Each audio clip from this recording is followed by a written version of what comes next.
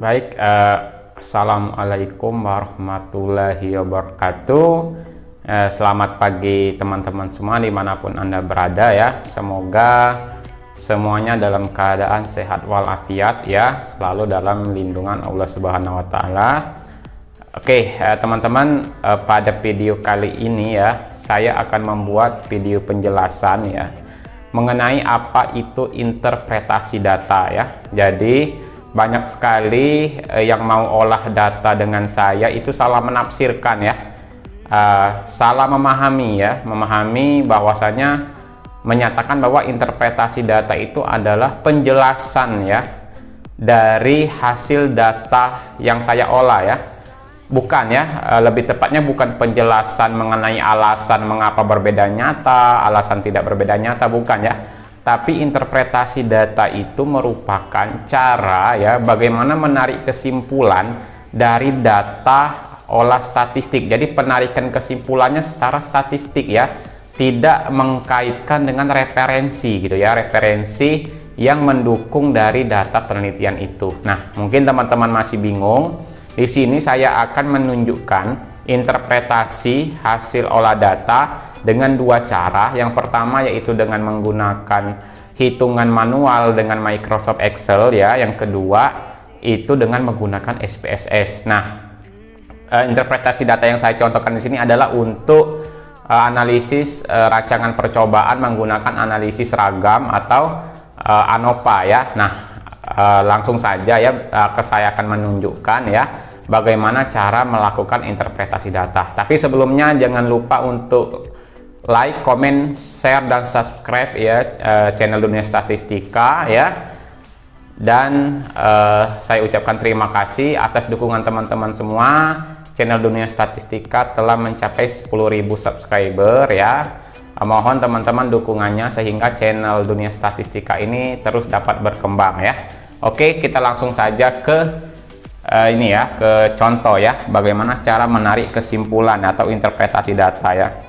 Yang pertama saya akan memperlihatkan ya interpretasi data untuk hasil hitungan Microsoft Excel ya. Nah ini adalah ANOVA ya, hasil hitungan dari Microsoft Excel ya. Nah, interpretasi data di sini adalah kita menarik kesimpulan ya dari tabel ANOVA ini. Nah, dari tabel ANOVA ini cara kita menarik kesimpulannya adalah kita membandingkan F hitung dengan F tabel ya. Nah, di sini ada dua F tabel 1% dengan F tabel 5%. Yang pastinya nilai F tabel 1% itu lebih besar daripada F tabel 5%. Karena kenapa? Karena tingkat ketelitian yang 1% jauh lebih tinggi daripada yang 5%. Pertama yang kita lakukan adalah kita membandingkan F hitung dengan F tabel 1%. Apabila F hitungnya sudah lebih besar daripada F tabel 1%, nah F tabel 5%-nya diabaikan ya. Diabaikan karena sudah lebih besar dari F 1%. Logikanya kalau lebih besar daripada F 1% sudah pasti juga lebih besar daripada yang 5%. Apabila F hitungnya lebih besar daripada yang 1%, artinya ini perlakuannya berbeda sangat nyata ya, atau terdapat perbedaan rata-rata warna yang sangat nyata antar sampel ya atau antar perlakuan. Nah, apabila F hitung, semisal F hitungnya ini lebih kecil daripada F tabel 1%, maka kita lanjut bandingkan dengan yang 5%. Nah, jika F hitungnya lebih kecil daripada F 1%, tetapi lebih besar daripada F 5%, artinya perlakuan berbeda nyata ya, atau terdapat perbedaan rata-rata warna yang nyata ya. Nah, kemudian terakhir, apabila F hitung kita bandingkan dengan F 5% juga lebih kecil ya dari F tabel 5%, maka artinya perlakuan itu tidak berbeda nyata ya, atau tidak terdapat perbedaan nyata rata-rata sampel itu terhadap tingkat kesukaan warna ya. Nah, kemudian bagaimana cara kita menginterpretasikan hasil uji lanjut ya. Nah, ini di sini saya ada hasil uji lanjut dengan menggunakan uji BNJ ya. Nah, Bagaimana caranya? Untuk uji lanjut, mau BINT, BINJ ataupun Duncan, itu kita tinggal melihat simbol yang mengikuti perlakuan ya. Apabila simbol yang mengikuti perlakuan itu sama, maka dia tidak berbeda nyata. Contoh, P4 dan P3 itu tidak berbeda nyata karena dia sama-sama A ya. Kemudian P1 dengan P0 tidak berbeda nyata, simbolnya sama-sama C ya. Nah, ini orang dengan melihat simbol saja itu sudah paham, antara sampel A dengan sampel B tidak berbeda nyata dan seterusnya. Nah, ini saya ambil contoh, saya melakukan interpretasi data, saya uraikan semua ya. Nah, ini mulai dari yang pertama, perlakuan P4 tidak berbeda nyata dengan perlakuan P3, perlakuan P4 berbeda nyata dengan perlakuan P2, P1 dan P0 ya. Kemudian perlakuan P3 juga sama, saya uraikan ya, perlakuan P2 sampai perlakuan P0, tapi tidak berbeda ya dengan makna dari simbol ya. Jadi ini adalah uraiannya ya, bagaimana cara kita menginterpretasikan data ya, sehingga mempermudah yang olah data ya, untuk nanti lanjut menjelaskan fenomena datanya. Nah, setelah dari tenaga olah data seperti saya, maka nanti peneliti itu dia mencari referensi-referensi pendukung untuk menjelaskan fenomena datanya. Misalnya datanya berbeda nyata. Mengapa berbeda nyata? Misalnya datanya tidak berbeda nyata. Mengapa tidak berbeda nyata? Nah, ya itulah bedanya interpretasi data dengan penjelasan dari skripsinya teman-teman sekalian ya. Nah, ini saya juga akan mencontohkan bagaimana cara menginterpretasi data dari hasil SPSS. Jadi agak sedikit berbeda ya kalau kita menggunakan hitung manual ya, dengan SPSS ya. Nah, ini yang hasil dari yang SPSS yang saya interpretasikan ya. Nah, jadi kalau dihitung manual tadi kita membandingkan app hitung dengan app tabel ya, karena dihitung manual kita mencari app tabel. Tapi kalau kita menggunakan aplikasi SPSS, app tabelnya tidak muncul di SPSS, atau kalaupun kita mau menggunakan app tabel, kita harus mencari app tabelnya ya. Tapi di SPSS itu udah disediakan namanya nilai signifikasi ya. Nah, nilai signifikasi kalau teman-teman lihat di sini tuh ada nilai sig ini ya. Nah, nilai sig. Nah, pembacaannya adalah dengan membandingkan nilai signifikasi sampel dengan 0,05 dan 0,01. Sama saja seperti tadi, 0,05 itu artinya F tabel 5%, 0,01 artinya F tabel 1%. Apabila nilai signifikasinya lebih kecil daripada 0,01 ya, jadi patokannya yang 0,01. Apabila signifikasinya lebih kecil daripada 0,01 artinya sampel atau perlakuan itu berbeda sangat nyata ya. Kita memberikan pengaruh yang sangat nyata ya. Nah, apabila dibandingkan dengan 0,01 lebih besar, bandingkan dengan 0,05 signifikasinya. Ternyata lebih besar daripada 0,01 tapi lebih kecil daripada 0,05. Maka artinya dia berbeda nyata. Nah, apabila nilai signifikasinya juga lebih besar daripada 0,05, maka artinya perlakuan atau sampel itu tidak berbeda nyata, atau tidak terdapat perbedaan rata-rata warna ya. Tidak dapat perbedaan rata-rata warna sampel ya.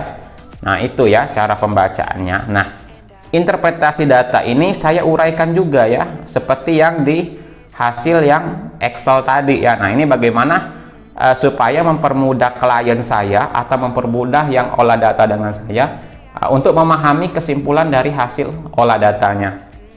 Nah ini untuk uji menggunakan SPSS, uji lanjutnya ya. Ini khusus untuk uji BNJ dan uji Duncan. Hasil aplikasi akan memisahkan ya rata-rata dari sampel ke dalam kolom atau subset. Nah, di dalam kolom atau subset ini ya, apabila ya rata-ratanya terletak pada kolom yang sama atau subset yang sama, artinya dia tidak berbeda nyata atau simbolnya sama ya. Nah, contoh ini F2 dan F3 terletak di kolom 1 ya, sama, berarti dia tidak berbeda nyata. Nah, begitu juga dengan yang F0 dan F1. Nah, dari hasil yang SPSS ini kita bisa membuatnya dalam bentuk simbol ya. Nah, dalam bentuk simbol. Jadi kolom pertama dia mempunyai simbol A. Kolom kedua dia mempunyai simbol B ya. Nah, kalau dia ada di kolom A dan juga ada di kolom 1 dan ada di kolom 2, artinya dia simbolnya AB ya. Saya akan menunjukkan contoh yang dia punya AB. Nah, ini contohnya F0. Nah, lihat F0 ini dia ada di kolom 1 dan dia ada di kolom 2. Maka dia notasinya AB ya. Begitu ya. Oke, teman-teman ya. Saya rasa demikian dulu ya untuk video kali ini ya, mengenai bagaimana cara kita menginterpretasi data ya.